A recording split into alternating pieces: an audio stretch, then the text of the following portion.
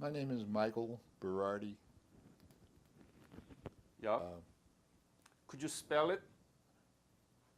I spell it Michael, Michael, Berardi.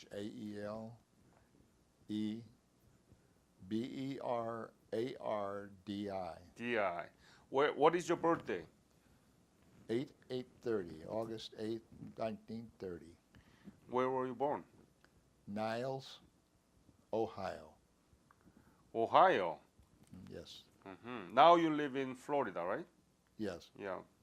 Tell me about your family when you were growing up. Well, I tell everybody that asks where you were born and what have you. I also tell them that my mother was out of town when I was born. Of course, that means that we were in Niles is a small town in Ohio, outside of Warren, where my siblings were born. So we had friends, I guess, in Niles, and my mother had me while I was there. So she was out of town. But I don't get it. I know it's a joke. It's very few do. It's he's basically saying his mother had birth while she wasn't there. She was out of town. That's the joke. So anyway, Okay. what about your siblings? my brother and I had one brother and one sister older than me. They were born in Warren, the bigger town, and they both speak Italian because my mother came to America when she was 6 months old, and my father when he was 17 years old. So Your father was also Italian? yes, they both come from Italy. So you are But- purely Italian. Well, I don't know how pure I am, but I'm a pure Italian. Yep. So what school did you graduate? When? Graduate from high school, Yeah.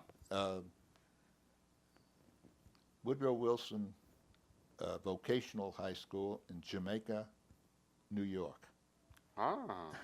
When I say I was graduated from Jamaica, they say, well, oh, you're from out of country.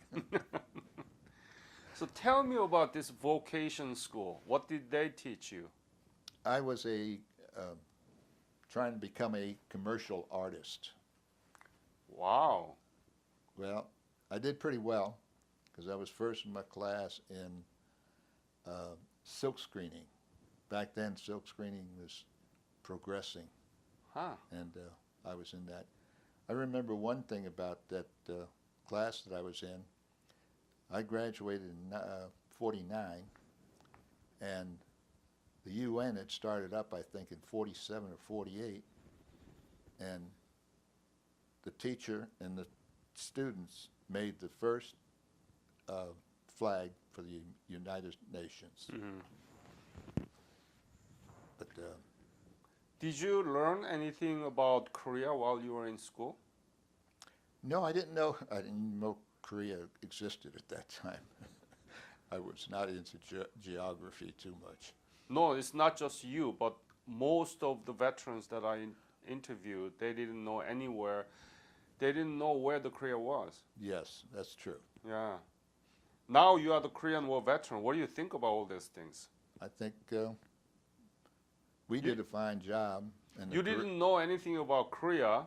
No. Now you are big on Korea. Well, yes, because we went there to help the South Koreans recover from the attacks from the North. But as we went along, we were learning about that. But in 1947, I became a Marine reservist. I was still in high school, Yeah. and when I got out of high school, I, like everybody else, got a job, went to work, and my job was in silk screening at first, and then I became sort of an apprentice commercial artist. Hmm. And So you were an artist. not now. Well, back then. Back then, I didn't follow the field. And on July 25th, I believe it was. Or June June tw- 25th. Yeah. Yes, we got the Korean War came along, and like I said, I joined the Marine Reserves when I was 17. So Right. here I was a Marine Reserve still. You're cold. Yeah, and we Yeah. got called to Korea, still not knowing where it was. at least. And then you got Transports enough of it, right? No, we made the okay. Well, were immediately called to go there, and then in August, right after my 20th birthday, Yeah. I got on a plane, not a plane, a train. At that time, they didn't ship too many Marines by Right. plane. Took us across the states, and we landed in California. Where? I think it was Camp Pendleton. Well, Mhm. San Francisco, some. Right. But we took about a month packing up the supplies and all the gear and put it aboard ship, and it took us about 2 weeks to get to Japan, and we went from there on to South Korea. We made the Incheon landing. You were in the Incheon landing. Yes, the 21st of September, I Mm. recall that date, of 1950. I was- September 15th. September 15th. Yeah. Well, they started. I was not in the Oh. first wave. We were behind them. When did you arrive? The 21st, I believe. 21st. Hmm. And what was your unit? I was in headquarters and service company, 1st Battalion, Mm-hmm. 7th Marines, Oh, 1st Division. 7th Battalion and No, 1st Battalion. yeah, 7th Regiment 7th Regiment, and 1st. 1st Division. Yeah. What was your specialty? I was in communications. I was a wireman, telephones, switchboards. What was your rank? You were in the reserve, so you got higher rank, Right, right? I was a corporal at the time. Corporal. Corporal, two-striper. How much did you get at the time? How much? Yeah, salary for the corporal. I don't even know. $100? I couldn't say. Okay. Really didn't say. Yeah. Back then, being aboard ship and what have you, you didn't need money. You didn't even think about it. Right. You know, I'm. I understand I went on leave when they stopped in Kobe, Japan, one night and then back to the ship. Spent a couple drinks out. We were only in there a few hours and then back to the ship. And when you landed in Incheon, how was it? It's already been occupied by the U.S., Right. so that there is no resistance at all. Well, it's difficult to say because I was in H&S Company, which is headquarters and service. We service the what I call the rifle companies. Mm-hmm. Those are the guys up front. Right. So And then- they protected us. So, a lot of times, as a corporal, we didn't know what was going on there. All we was doing was supplying them with their needs, telecommunication needs. And from there, where did you go? Well, we went all the way up to, well, I think we went one time to Seoul, and then from Seoul we went up to Ijeonbu. And I can't even spell that for you, so forget it. Yeah, I know.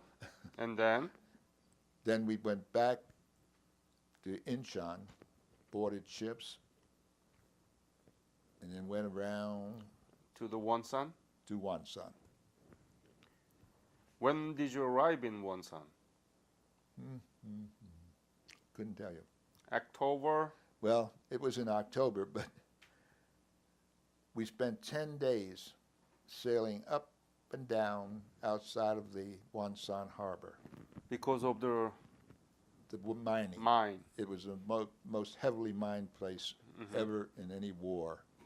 so we couldn't go in, so we just sailed up and down. Mm-hmm. And when we landed, they had to tow some of the LSTs in because they were Japanese LSTs. Mm. They had to tow some of them in because they ran out of fuel and food and what have you, just sailing back and forth. Mm-hmm. No place to resupply. So anyway, we got to there and we made a superficial landing because when we hit the beach, there was a big sign there. It said, "Welcome to Wonsan. Bob Hope is at the airfield or someplace." We never got to see him, but we landed and there's the sign. It's all about Bob Hope in one son, you know? Yeah, well, the South Koreans had moved up, from what I understand, and we sort of met them at Wonsan. So as far as I could tell about fighting, we didn't have any fighting there. But anyway, we disembarked and got on trucks and started moving up towards North Korea. Mm-hmm. Where? To where we Yeah. were going? Yeah. I think they were going to the Chosin River. We Yeah. were just going up there. And to tell you the truth, I don't know where we were. I couldn't give you any towns or anything like that Mhm. because like I said, a corporal, I'm just Yeah. Yeah. get my truck and or the truck and go. But I do remember that we were in one spot where the 1st Battalion was 7th was on a point, and it was a figure 8 area. Mm-hmm. There was a road through it, through the 8, and I guess you'd call it a river. It was a small river Mm-hmm. coming alongside the road. Anyway, I guess it was the North Koreans sort of entrapped us in this figure 8. And let's see. Well, you can see firefights all around the town, but we were like in headquarters, so we weren't affected by too much about that, but all the companies were in firefights. But in the morning, they told us that Able Company was on the point, was being surrounded, it was being overrun and running out of ammunition. So since I had nothing to do at the time, I had sent all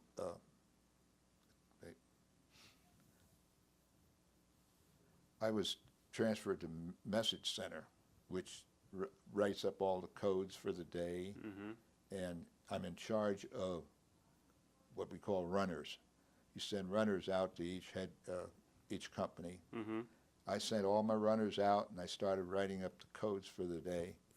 When I finished that, that's when the word come down, they running out of ammo. Mm. So this other guy, the radioman, I never know his name, he wasn't doing anything, and I wasn't doing anything, so they said, let's pack up some ammo and take it up to him. So we went down to supply and start packing on bandoliers of ammo. I must have gained 100 pounds in about 5 minutes. And we had took 2 canisters of machine gun ammo and trot up there. And we finally figured out where it was, and luckily the hill had not too bad a slope going up this way, and it was a path. But the rest of it around it was like, woo, Mm-hmm. very steep. Anyway, we get to the top of the hill, saw a Marine up there, and I said, where do you want this ammo?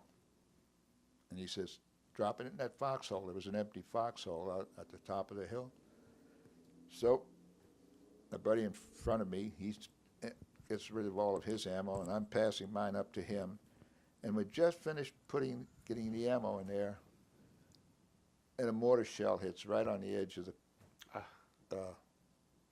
Foxhole. foxhole. So it's all bloated. He was in front of me, and from what I understand, he got the blast on one side.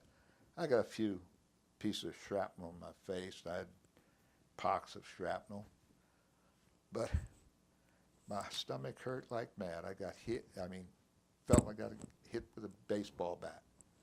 I come to find out what it was. I got a piece of shrapnel in my hip, which I still keep. You still keep it? 66 years, right there. Why? Why do you still keep it? Well, it wasn't it didn't exit.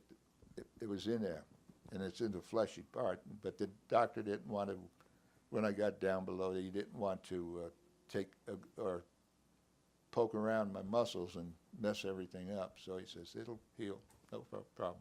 You don't have any problem now with it?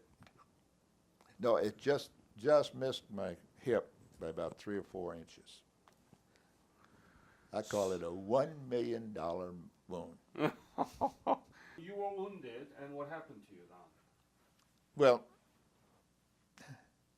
it's funny. I have a little story about that. I've always seen these old-time movies, you know, the war movies from the Second World War, where a bunch of guys jump into this crater, bomb crater, and then another bomb comes in and it hits in the same place, and you see bodies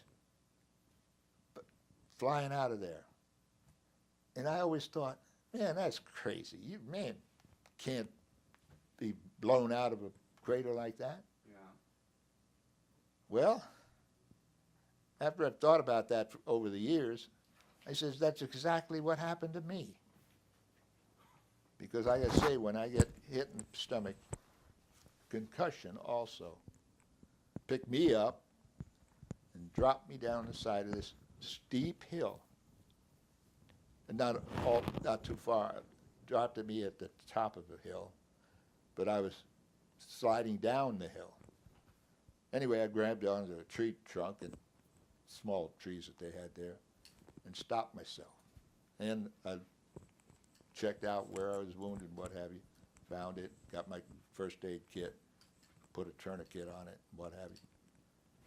While I'm sitting there, or laying there, there were Marines about, 20 feet up the hill in the foxhole. Well, they saw what had happened, so they made their way down to bring me up.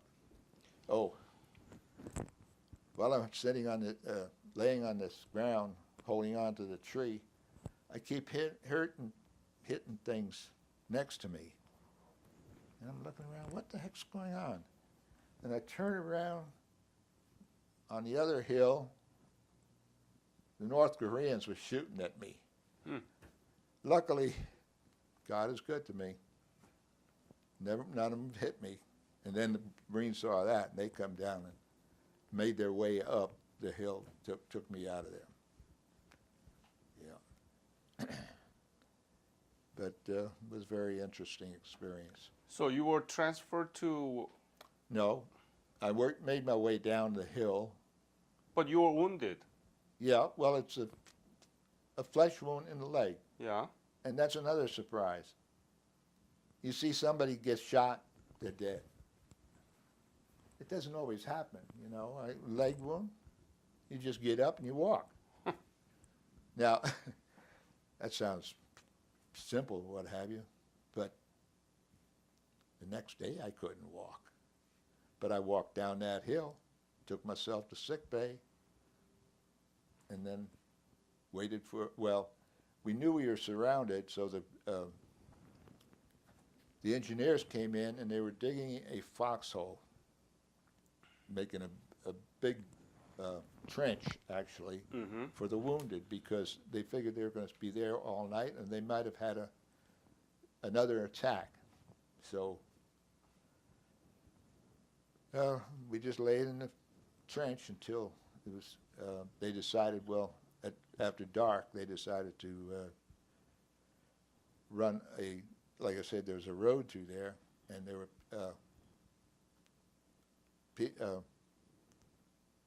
they had a sort of hills on both sides of the road, and they decided to put us on jeeps, these medical jeeps. There were 6 of us, four sit in the back and 2 stretchers on the front, and they ran the roadblock and took me down to the hospital, which was down, I think it was 40 miles down south. And then you came. So you never been back to MASH unit or any medical Oh, yeah. treatment? Did you receive Excuse me, MASH? MASH? Mobile hospital, surgical hospital, mobile. No. Down in a town there, I guess they took a school because and made it into a hospital. Because I was laying there after we got down there, laying in the corridor, Mm-hmm. and I happened to see a guy walking down the corridor. I was on a stretcher, Yeah. and I'll never forget this guy. His name was Killeen. And I saw something odd about him. I says, he didn't have a helmet on or anything like that. And he's walking towards me, and I says, I'll be damned.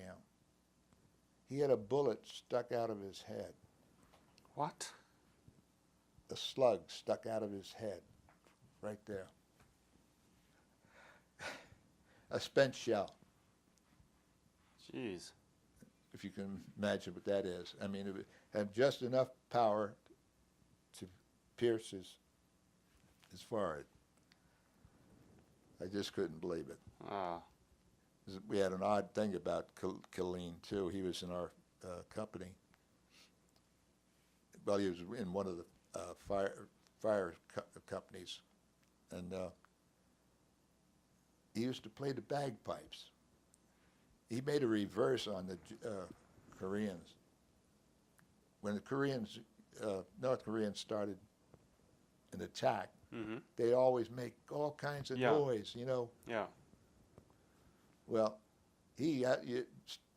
when we counterattacked, or our forces were attacking them, he used to blow his bagpipes, which they weren't used to.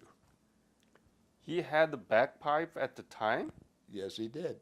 And then one day he come in back to the unit, and he's cussing up storm. He says, Killeen, what's the matter? He says, those guys, they put a hole in my bagpipe.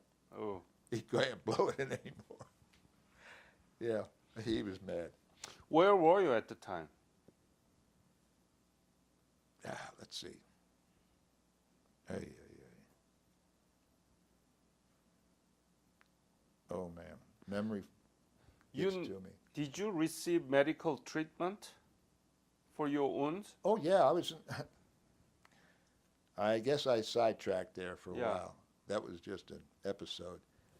But no, I went directly to this hospital I was talking about. Yeah, I yeah. spent about 2.5 weeks in that hospital. Yeah.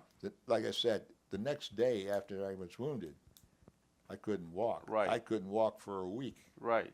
because, I don't know, trauma or whatever it is. And then what happened? Well, I stayed there. Then I went to casual company where they let you recuperate, which is tense and what have you. But they came down and said, anybody who can walk or carry a rifle, board planes and go up to, and they flew us into Chongjin Reservoir. Again? Yes, I went back up. Jeez. Well, yeah, we just had heard. I can't remember. No. You The were day. there. You were there in Chosen Reservoir, and then you were injured, and then back. No, I'm sorry. What is it?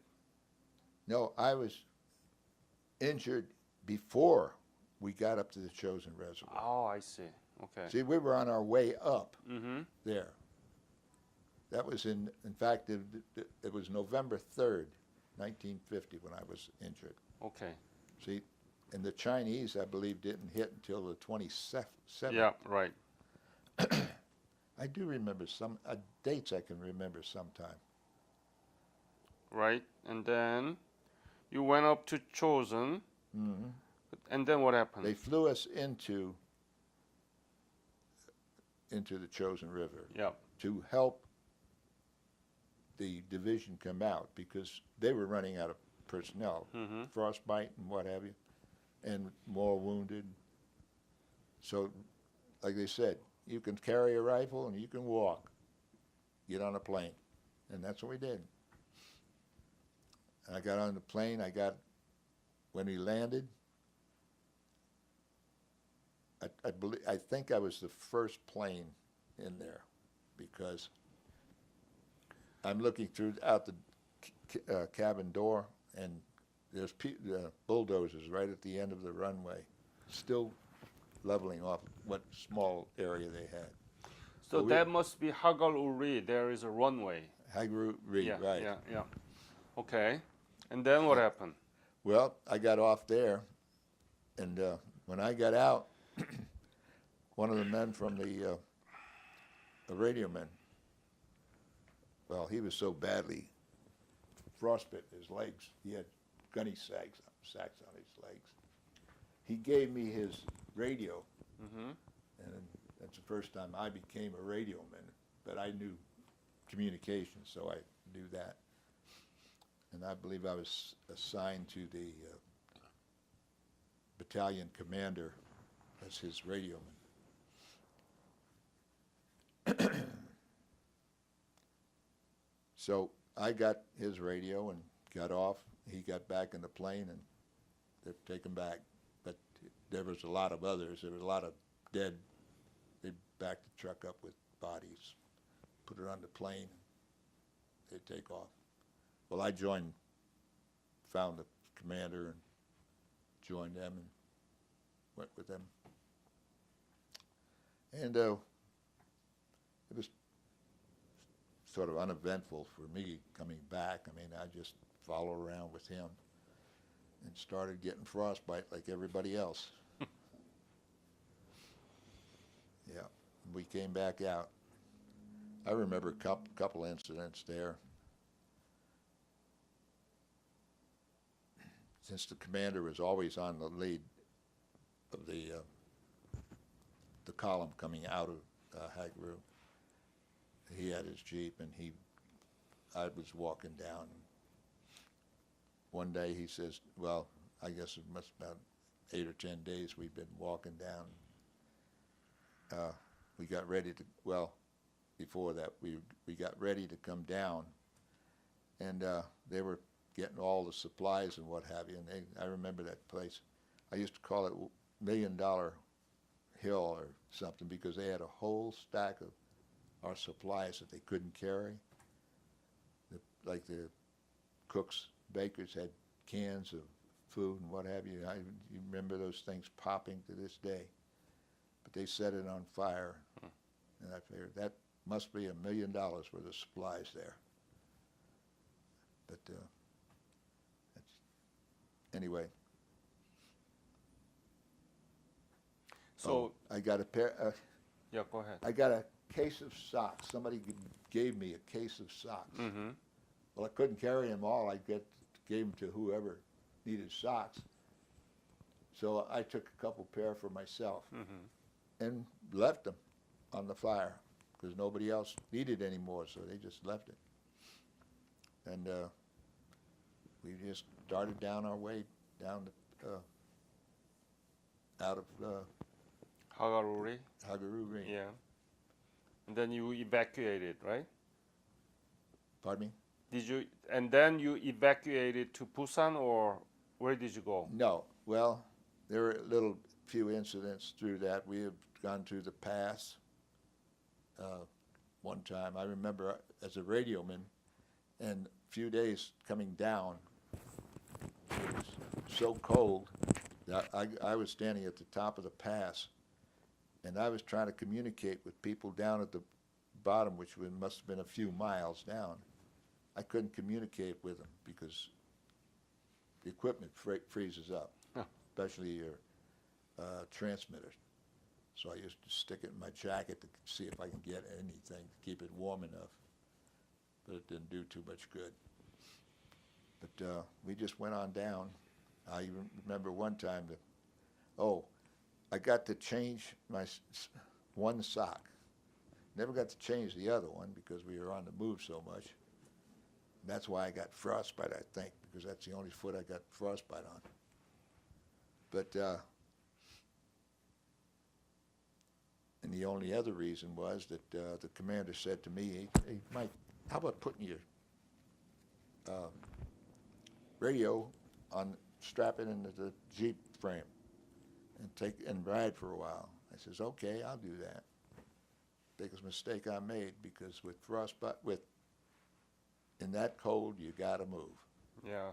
And I had moved up to that point, and when I got down at the bottom, well, we started loading board ship again to get out of Hongnam. Hongnam, yeah. Yeah. Mm-hmm. And from there on, I didn't go to Busan, because when I got aboard ship, that's when I found out I had frostbite. Mm-hmm. Because when I went to take off my boot, couldn't get it back on. And it hurt like mad. I turned into sick bay and said, "You got frostbite." So I got aboard a plane. Out of there, they sent me to Japan. From Wonsan. No, Hamung. Hongnam. Yeah. Right from there. I don't Hung- know yeah. where they just took me off of there, and where they put me on a plane, I don't remember. Yeah, and you went to Japan. Yeah, well, we went to Japan, and I think I spent a day in Fukuoka, which is part of southern Japan. Then I went to Hawaii, a few incidents there, but anyway, my service in the Korean War was done. Mm-hmm.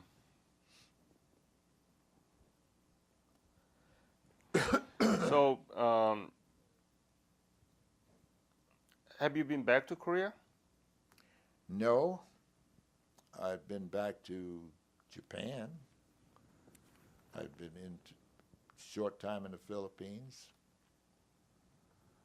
Do you Yeah. know what happened in Korea now? Do I know what happened? Yeah, in Korea. The economy, Korean democracy. Oh yeah, I know that it's become quite a huge economic center. I don't know, like you said, it was had the 11th economy. Yeah. I'm surprised by that. Not that I doubt it, but it seems like that's how far they've gone. Yeah, right. It's become a great country, or a great example of what democracy can become. You must be proud of your service, right? Absolutely. Yeah. I spent 27 years. Well, I wasn't a Marine all the time. I got out in 1958.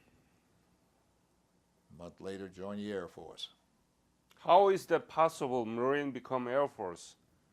Well, when you finally wake up and say, the Marine Corps is not going to change. Like my son, the oldest one, was probably assisting his brothers to get in trouble.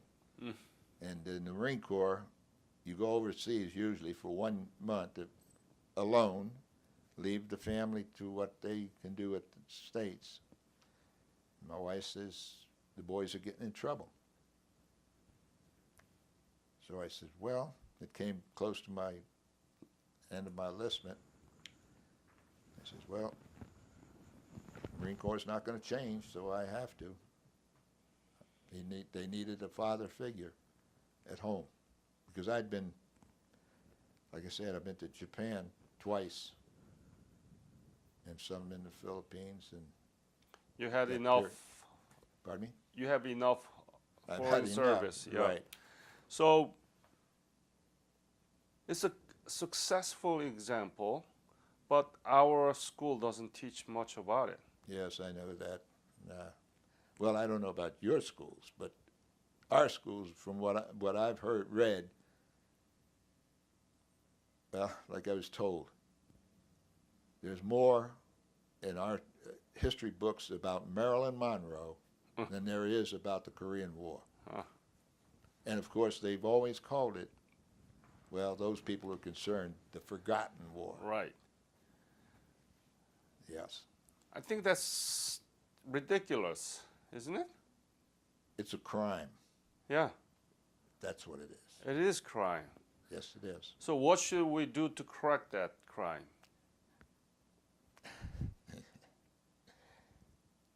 I don't want to get political about it, but I think it's time to change the direction of our country. Well, here in the United States, because they know the Korean War is forgotten, and it shouldn't be at all. Absolutely. Great to have you both. Thank you. Thank you. Thank you. Thank you.